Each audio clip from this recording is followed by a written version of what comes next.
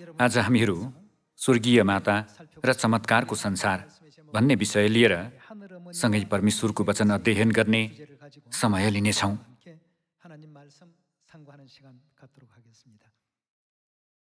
नयाँ यरुसलेम दिवसको दिन आएको छ।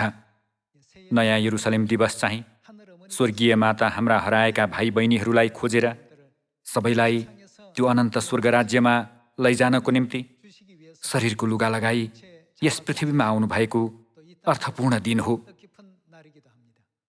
त्यसैले आज हामीहरू स्वर्गीय माता र चमत्कारको संसार भन्ने शीर्षक लिएर परमेश्वरको वचन अध्ययन गर्नेछौँ। पिताले स्वर्ग उचालिनु अघि यस पृथ्वीमा हुनुहुँदा छोड्नुभएका थुप्रै सन्देशहरूमध्येको एक नै माताको वचन राम्ररी सुन्यो भने निदाएको बेला पनि रोटी बर्सिन्छ भन्ने थियो। पिताले मैले बुझ्ने गरी एकदमै सरल तरिकाले यो वचन दिनुभएको थियो।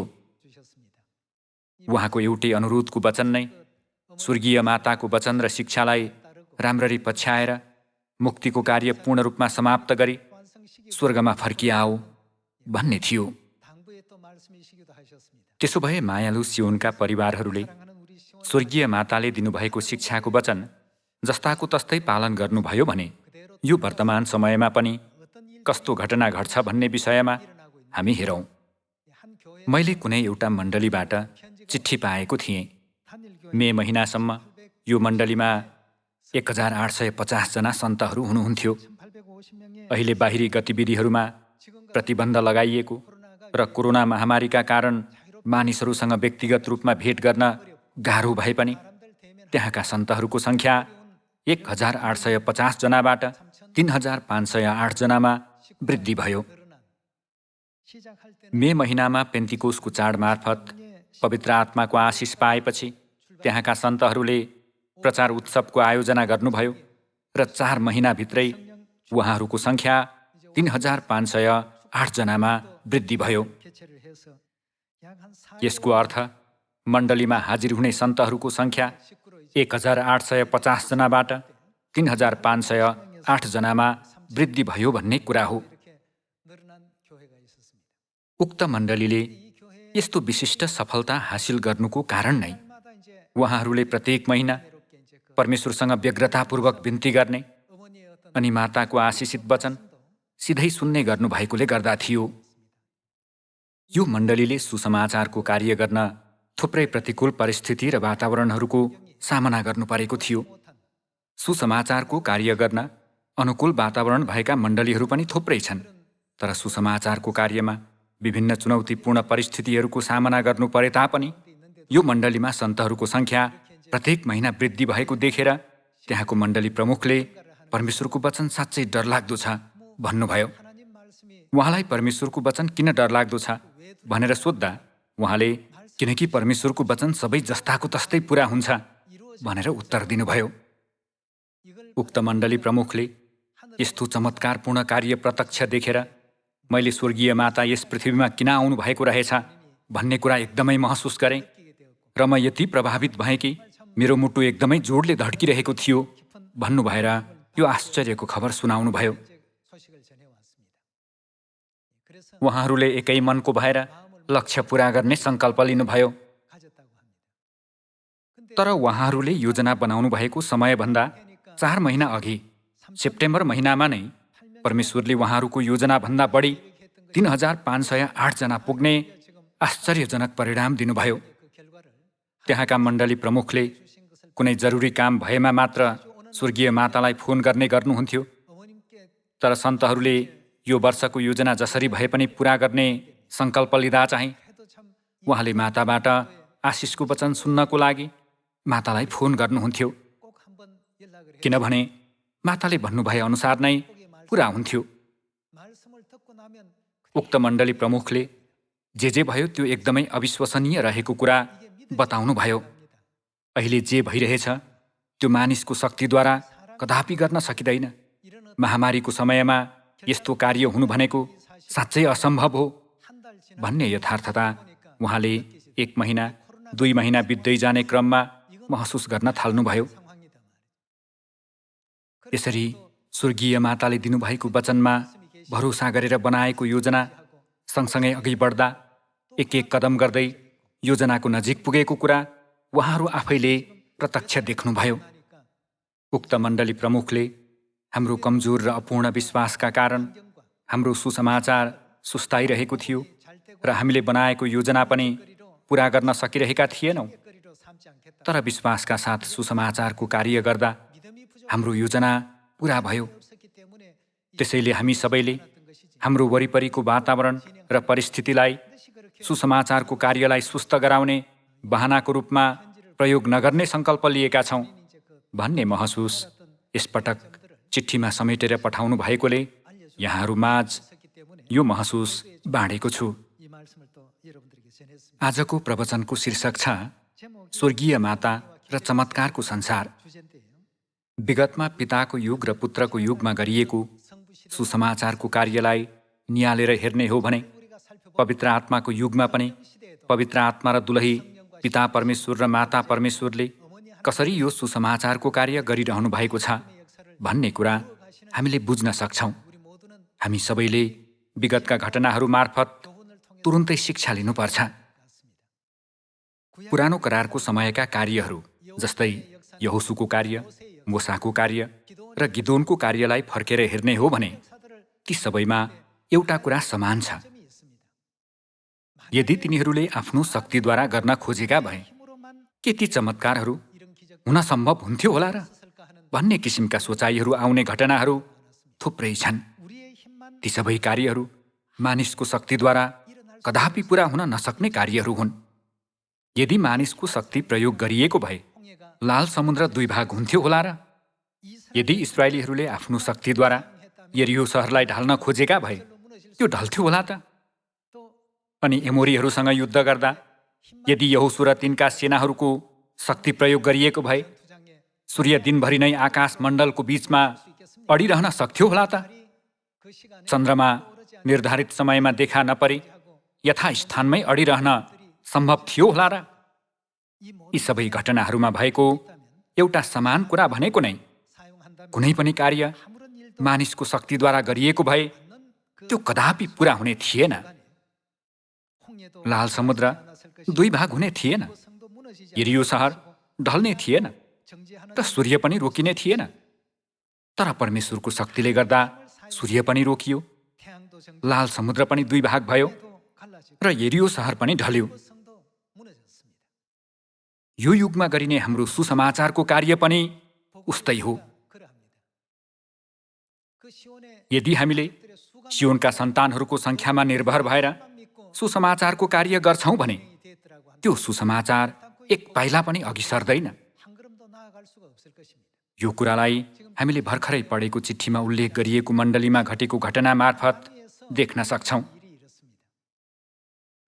सियोनमा पहिल्यै भएका भाइ बहिनीहरूको रेखदेख गर्न धेरै समय लाग्ने र त्यसो गर्न त्यति सजिलो नभए तापनि सन्तहरूले प्रत्येक महिना अझ धेरै नयाँ भाइ बहिनीहरूलाई सत्यतामा डुर्याउँदै उहाँहरूको हेरचाह गरिरहनु भएको छ।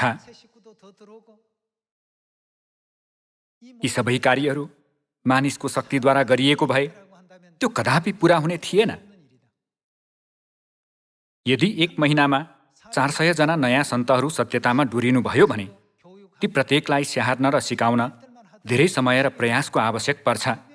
त्यसबाहेक प्रत्येक महिना अझ नयाँ सन्तहरू लगातार डोरिरहेका हुन्छन्। डोरिएका नयाँ सन्तहरू नै पूर्ण रूपमा नहुर्केको त्यस्तो अवस्थामा उहाँहरूभन्दा पछि आएका नयाँ सन्तहरूलाई चाहिँ कसले सिकाउने त? यद्यपि परमेश्वरले बारम्बार प्रत्येक महिना धेरै फल फलाउने गराउनुभयो। ती सबै कार्य सम्भव हुन सकेको कारण नै माताले फोन मार्फत अनुमोदन गर्दछु, यहाँहरूको योजना पूरा होस् भनी प्रार्थना गर्नेछु, आशिष दिनेछु भनी दिनुभएको वचनमा उहाँहरू आज्ञाकारी हुनुभएकोले गर्दा थियो। यसरी माताले दिनुभएको वचन अनुसार उहाँहरूको योजना सुरुमा बनाएको भन्दा बढी हुने गरी पूरा भयो। मे महिनाको पेन्तिकोसको चाडको प्रचार उत्सवदेखि सेप्टेम्बर महिनासम्म घटेको घटनालाई देखेर त्यहाँको मण्डली प्रमुख पनि अकमक्क पर्नुभयो। त्यो कुरालाई आफ्नो मनमा मात्र दबाएर राख्न नसकी उहाँले चिठी मार्फत यो सुगन्ध सबैसँग बाँड्ने निर्णय लिनुभयो। मैले अघि भर्खरै भने जस्तै हामीले आफ्नो शक्तिद्वारा गर्न खोज्यौँ भने कुनै पनि कार्य पूरा हुँदैन। लाल समुद्र दुई भाग हुने थिएन र यरीहो सहर पनि ढल्ने थिएन अनि सूर्य पनि रोकिने थिएन। तर परमेश्वरको शक्तिद्वारा लाल समुद्र दुई भाग भयो, यरीहो सहर घरलम्मै ढल्यो अनि सूर्य पनि रोकियो। परमेश्वरमा यस्तो महान शक्ति छ, तर सियोनका सन्तानहरूमा प्रकट नगर्नु भएको मात्र हो। 2000 वर्ष अघि येशूज्यूले यस पृथ्वीमा आउनु भएर गर्नुभएको विभिन्न कार्यहरूलाई हेर्ने हो भने उहाँले सामान्य मानिसले गर्न नसक्ने त्यस्ता थुप्रै कार्यहरू गर्नुभयो। यहाँहरूलाई राम्ररी थाहा भए जस्तै येशूज्यूले जौका 5 रोटी र 2 माछाद्वारा 5000 जनालाई खुवाउनु भयो र बाँकी रहेको रोटी र माछाले 12 डाला समेत भरियो। उहाँ पानीमाथि हिँड्नुभयो र 12 वर्षदेखि रगत बग्ने रोग भएकी स्त्रीको रोग पनि निको पारिदिनुभयो। हुन त उहाँले छिनछिनमै त्यस्तो कार्य गर्नु भएन, तर उहाँको सुसमाचारको जीवनमा एकपछि अर्को गर्दै घटेका ती प्रत्येक घटनाहरूलाई हेर्ने हो भने ती सबै कार्य उहाँको वचनअनुसार पूरा भएको कुराद्वारा हामीले परमेश्वरको वचनको शक्ति र अधिकार कति शक्तिशाली छ भन्ने कुरा बुझ्न सक्छौँ। हामी प्रस्थान अध्याय 14 को वचनमा गएर परमेश्वरको चमत्कारपूर्ण कार्यको विषयमा हेरौँ। पद 21 को वचन हेर्ने हो भने तब मूसाले आफ्नो हात समुद्रमाथि पसारे र परमप्रभुले रातभरि जोडसित पूर्वीय बतास चलाइदिनुभयो र समुद्रलाई पछि पन्साइदिनुभयो र पानी 2 भाग भएर समुद्र उभानो जमिन भयो भनिएको छ। यस्तो चमत्कारपूर्ण कार्य हाम्रो शक्तिद्वारा कदापि हुन सक्दैन, तर परमेश्वर हाम्रो साथमा हुनुभएकोले र उहाँले आफ्नो शक्तिको प्रयोग गर्नुहुने भएकोले यस्तो चमत्कार वास्तवमै हुन सक्छ। यहोशू अध्याय 6 मा गएर हेरौँ। यहोशू अध्याय 6 को पद 4 को वचन हेरौँ। 7 जना पुजारीहरू 7 वटा भेडाका सिङका तुरही सन्दुकको अघि लिएर हिँडुन् र 7औं दिनमा तिमीहरू त्यो सहर 7 चोटि घुम्नु र पुजारीहरूले तुरही फुकुन्। अनि जब तिमीहरूले भेडाका सिङका तुरही धेरै बेरसम्म फुक्लान्, तब तिमीहरूले तुरहीको आवाज सुन्ने बित्तिकै सबैजना ठुलो सुरले कराउन् अनि सहरको पर्खाल फेदसम्मै ढल्नेछ र हरेक मानिस आफ्नो अघि सिधै बढेर जाउन् भनिएको छ। यो पनि परमेश्वरले दिनुभएको वचन अनुसारै भयो। परमेश्वरले यरीहो सहर ढल्नेछ र इस्राएलीहरूले कनानको पहिलो सहर यरीहोलाई सजिलैसँग जित्नेछन् भनी भन्नुभएकोले त्यो विशाल यरीहो सहर मानिसको शक्तिद्वारा कदापि ढल्न सक्दैन थियो।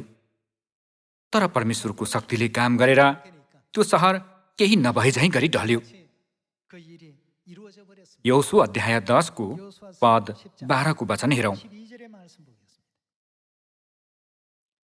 परमप्रभुले एमोरीहरूलाई इस्राएलीहरूका हातमा सुम्पनु भएको दिनमा यहोशूले परमप्रभुसँग इस्राएलीहरूको उपस्थितिमा भने, हे सूर्य त गिबोनमाथि र हे चन्द्र त चाहिँ अयालोनको बेसीमाथि अडिरह। जाति शत्रुमाथि प्रतिशोध नलिउन्जेल सूर्य र चन्द्र थामिए। यो कुरोको उल्लेख यासारको पुस्तकमा पनि छ। सूर्य आकाशमण्डलको बीचमा अडिरह्यो र दिनभरि नै अस्ताउनलाई आतुरी गरेन भनिएको छ।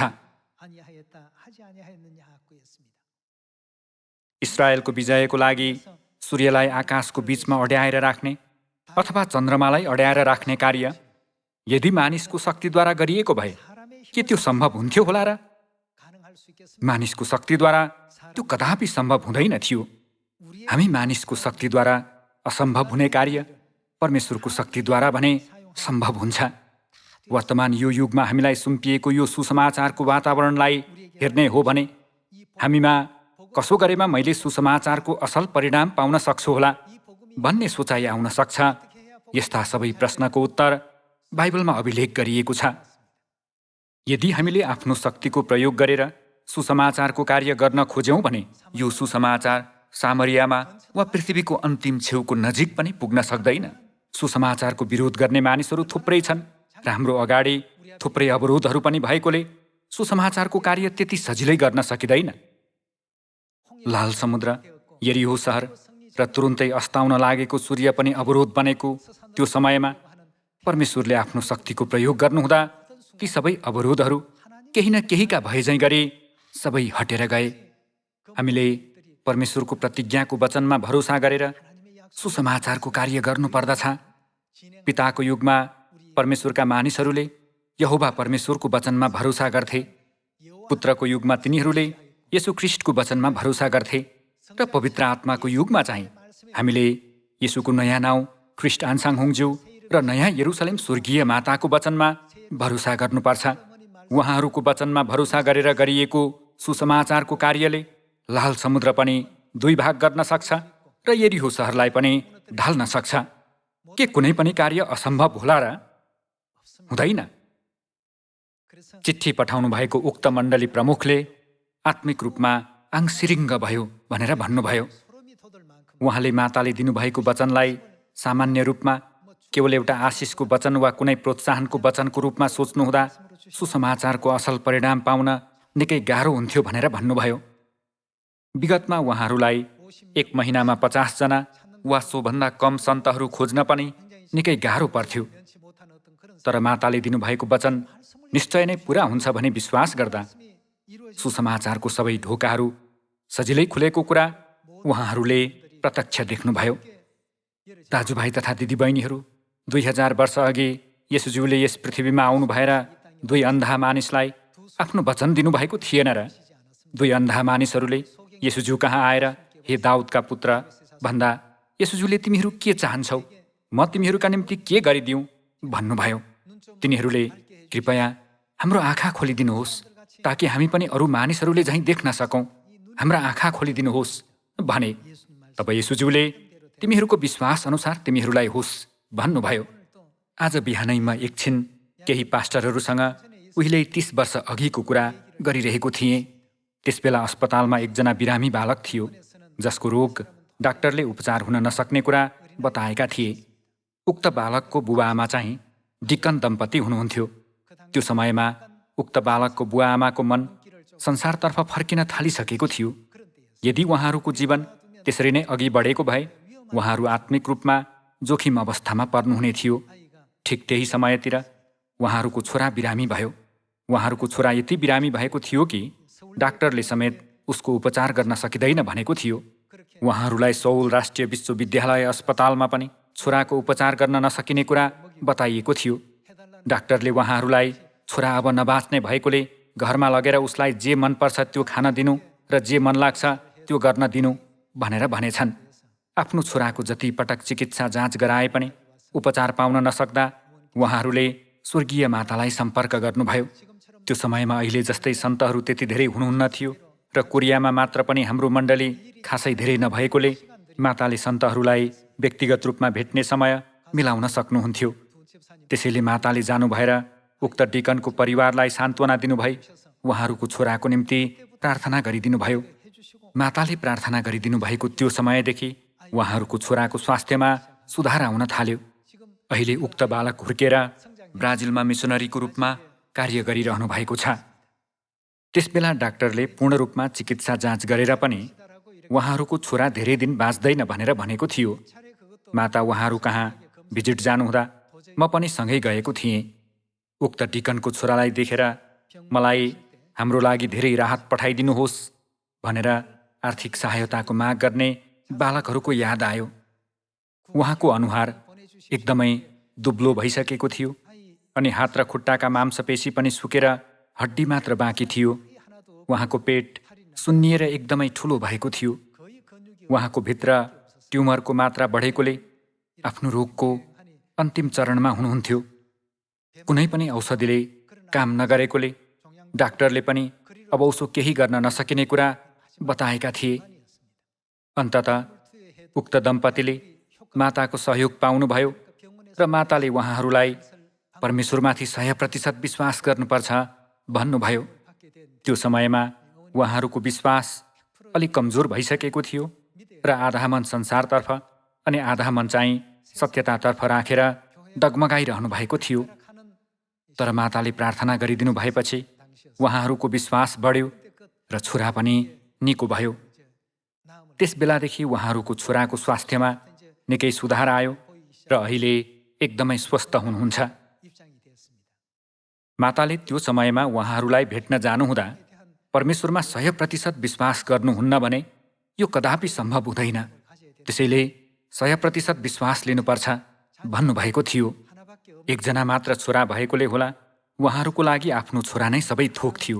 यसरी चमत्कारपूर्वक उहाँहरूको छोराको स्वास्थ्यमा सुधार आयो। मैले पनि त्यो कुरा विश्वास गर्नै सकिरहेको थिइनँ, किनकि उहाँ धेरै बिरामी हुनुभएको त्यो स्वरूप मैले देखेको थिएँ। यो कुराले परमेश्वरले हामीमाथि गर्नुभएको अनुग्रह कति महान छ भन्ने कुरा देखाउँछ। तर हामी परमेश्वरको त्यो अनुग्रहलाई बारम्बार बिर्सने गर्छौँ। येशूज्यूले थुप्रै कार्यहरू गर्नुभए तापनि मानिसहरूले उहाँको वचनको शक्तिलाई बारम्बार बिर्सिए। सूर्यलाई अड्याउनु भएको शक्ति, यरीहो सहरको पर्खाल ढाल्नु भएको शक्ति र लाल समुद्रलाई 2 भाग गर्नु भएर उबानो जमिन बनाउनु भएको परमेश्वरको शक्तिलाई हामीले बारम्बार बिर्सिरहेका छौँ जस्तो लाग्छ। परमेश्वरले हामीलाई यो सुसमाचार सामरियामा र पृथ्वीको अन्तिम छेउसम्म सुनाओ भन्नुहुँदा परमेश्वरले हामीलाई वचन सँगसँगै सुसमाचारको कार्य समापनको परिणाम पनि दिनुहुन्छ। परमेश्वरले हामीलाई गर्न असम्भव हुने कार्य गर्न लगाउनुहुन्न। परमेश्वरले हामीलाई सबै कार्य गर्न सक्ने शक्ति पनि दिनुहुने भएकोले सधैँ उहाँको वचनमा भरोसा गरेर बाँकी रहेको जीवनमा सुसमाचारको निम्ति परिश्रमका साथ कार्य गर्न सक्ने हामीहरू हुनुपर्छ। पितामाताको वचनको शक्तिलाई मनमा खोप्न र सुसमाचारको कार्य परमेश्वरले गर्नुभयो भने सजिलै पुरा हुनेछ भन्ने कुरालाई सदैव याद गर्न यहाँहरूलाई पुनः एकपटक अनुरोध गर्दछु। लुका अध्याय 5 को पद 4 को वचन हेरौँ। लुका अध्याय 5 को पद 4 को वचन हेर्ने हो भने बोलिसक्नु भएपछि उहाँले सिमोनलाई भन्नुभयो, गहिरोतिर लगेर माछा पक्रनलाई आफ्ना जाल हान। तर सिमोन अर्थात् पत्रुसले भने, गुरुज्यू, हामीले रातभरि मेहनत गरेर पनि केही फेला पारेनौँ। भन्नुको अर्थ एउटा पनि माछा पक्रेनौँ भन्ने कुरा हो। तापनि तपाईँको वचन अनुसार म जाल हान्नेछु। अनि जब त्यसो गरे तब तिनीहरूले एक थुप्रो माछा पक्रे र तिनीहरूका जाल फाट्न लागे। तिनीहरूले अर्को डुङ्गामा भएका साझेदारहरूलाई आएर सहायता गर्ने इसारा गरे र आएर तिनीहरूले 2 डुङ्गा माछाले भरे, यहाँसम्म कि डुङ्गाहरू डुब्न लागे। तब यो देखेर येशूको पाउमा घुप्टो परी सिमोन पत्रुसले भने, हे प्रभु, मबाट जाइजानुहोस्, किनभने म पापी मानिस हुँ। सबै कार्य परमेश्वरको वचन अनुसार पूरा भएको यथार्थता र पितामाताले अझै पनि मुक्तिको सुसमाचारको कार्य गरिरहनु भएको यथार्थतालाई आज पुनः एकपटक हृदयमा गहिरो गरी खोपौँ। सियोनका सबै सन्तहरू एकजना पनि नछुटी परमेश्वरको कार्यमा सहभागी भएर परमेश्वरको त्यो महान महिमामा प्रवेश गर्न सक्ने यहाँहरू र म हुँ भनी आशा गर्दछु। आजको वचनद्वारा प्रशस्त अनुग्रह प्राप्त गर्नुभयो भन्ने आशा गर्दै प्रवचन समाप्त गर्दछु।